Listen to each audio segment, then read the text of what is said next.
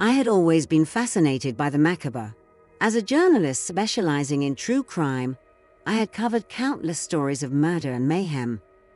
But none intrigued me as much as the case of Lizzie Borden, the brutal axe murders of her father and stepmother in 1892 had captivated the nation, and the mystery surrounding the case had never been fully resolved.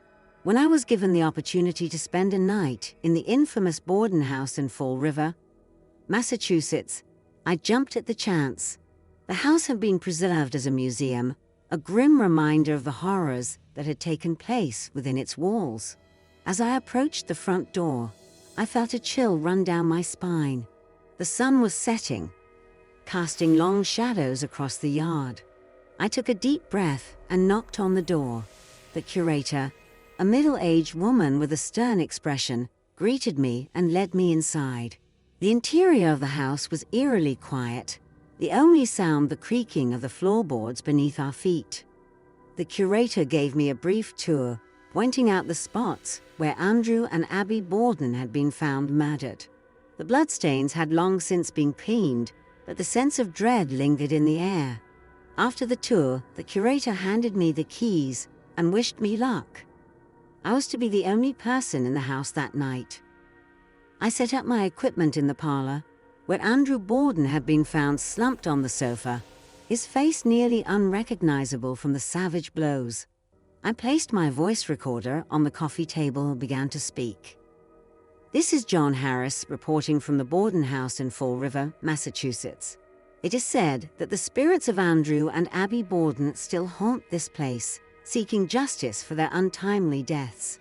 Tonight, I will attempt to make contact with them and uncover the truth behind this infamous case. As I spoke, I couldn't shake the feeling that I was being watched. The shadows seemed to move of their own accord, and the air grew colder with each passing minute. I decided to explore the house, hoping to capture some evidence of the paranormal. I made my way upstairs to the guest bedroom, where Abby Borden had been found lying face down in a pool of blood. The room was dimly lit, the only light coming from a small lamp on the nightstand. I felt a sudden wave of nausea as I stepped inside, the smell of decay overwhelming my senses. I took a deep breath and began to ask questions. Abby Borden, are you here? Can you tell me what happened to you? There was no response, only the oppressive silence. I moved to the master bedroom, where Lizzie Borden had claimed to be napping at the time of the murders.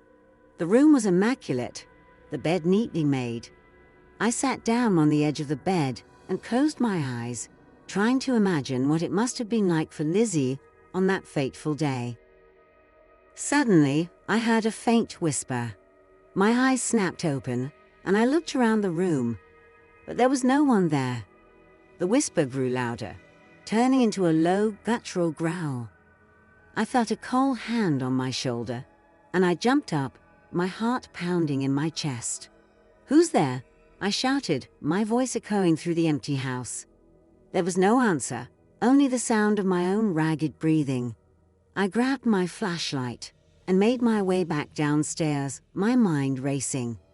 I had come here to find the truth, but now I wasn't so sure I wanted to know. I took a moment to steady my nerves before heading back into the parlor. The house seemed to be alive with whispers and creaks, each sound amplifying my growing sense of dread. I sat down on the sofa where Andrew Borden had met his grisly end, hoping to gather my thoughts. The air was thick with tension, and I could feel the weight of unseen eyes upon me. Determined to uncover more, I decided to explore the basement. The curator had mentioned that it was rarely visited, and I hoped it might hold some clues. The stairs creaked ominously as I descended into the darkness. The basement was cold and damp, with a musty smell that made me gag. I shone my flashlight around, revealing old furniture covered in dust and cobwebs. As I moved deeper into the basement, I noticed a small door partially hidden behind a stack of crates. My heart raced as I approached it. The door was old and warped, and it took some effort to pry it open. Inside, I found a small, dimly lit room. The walls were lined with shelves filled with old books and papers. In the center of the room was a wooden table, and on it lay a leather-bound journal. I picked up the journal and began to read. It belonged to Lizzie Borden. The entries were filled with her thoughts and feelings, revealing a side of her that the public had never seen. She wrote about her strained relationship with her stepmother, her feelings of isolation, and her growing resentment towards her father. As I read, I felt a strange connection to her, as if I could understand her pain. One entry, in particular, caught my attention. It was dated the day before the murders. Lizzie wrote about a strange dream she had, in which a dark figure stood over her bed, whispering terrible things. She described the figure as having glowing red eyes and a voice that sent chills down her spine. The dream had left her shaken, and she feared that something terrible was about to happen. As I read the final lines of the entry, I heard a noise behind me. I turned around, but there was no one there. The room felt colder, and I could see my breath in the air. I quickly put the journal in my bag and made my way back upstairs, my mind racing with questions. Back in the parlor, I reviewed the journal entries, trying to piece together the events leading up to the murders. Lizzie's dream seemed to be a premonition, but of what? And who was the dark figure she had seen? I needed more answers. I decided to conduct a séance, hoping to make contact with the spirits of Andrew and Abby Borden. I set up candles around the room and placed a Ouija board on the coffee table. As I began to chant, the flames flickered and the room grew colder. I placed my hands on the planchette and asked, "Is anyone here with me?" The planchette moved slowly at first, then picked up speed. It spelled out, "Yes." "Who are you?" I asked, my voice trembling. The planchette moved again, spelling out, "ABBI." "Abby Borden, can you tell me what happened to you?" The planchette moved rapidly, spelling out, "Lizzie." "Did Lizzie kill you?"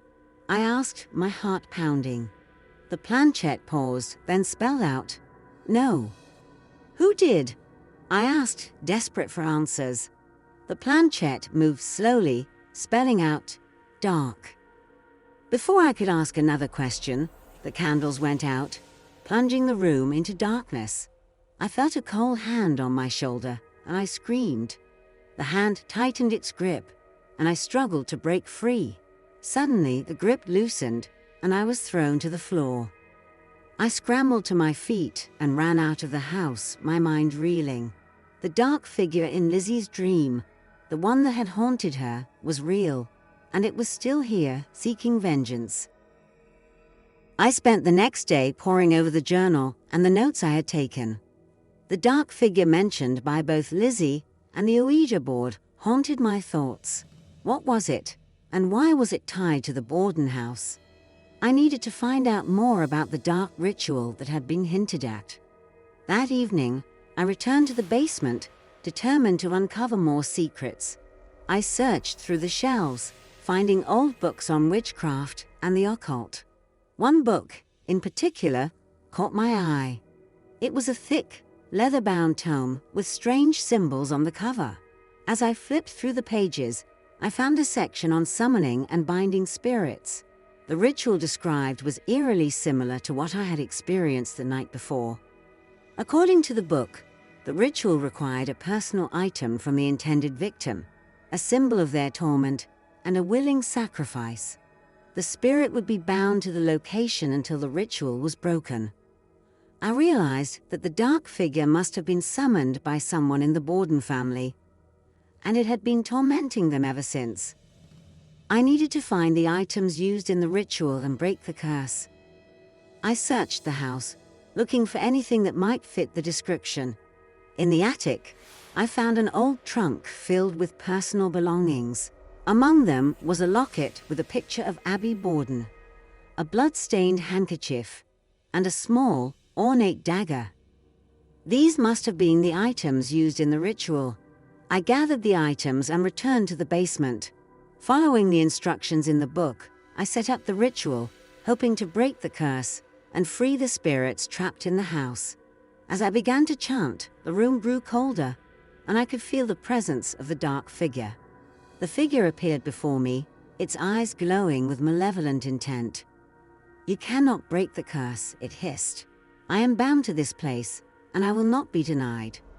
I continued to chant, my voice growing stronger.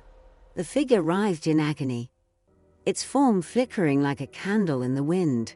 The items on the table began to glow, and I felt a surge of energy.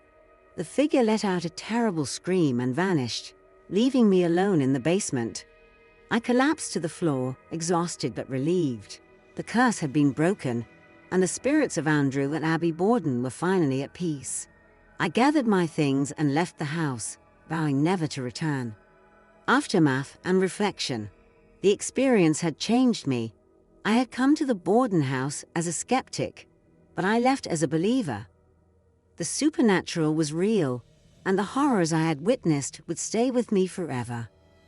I published my story, warning others of the dangers that lurk in the shadows and the unresolved mysteries of the Borden murders. The Borden house remained a popular tourist attraction, but I knew the truth.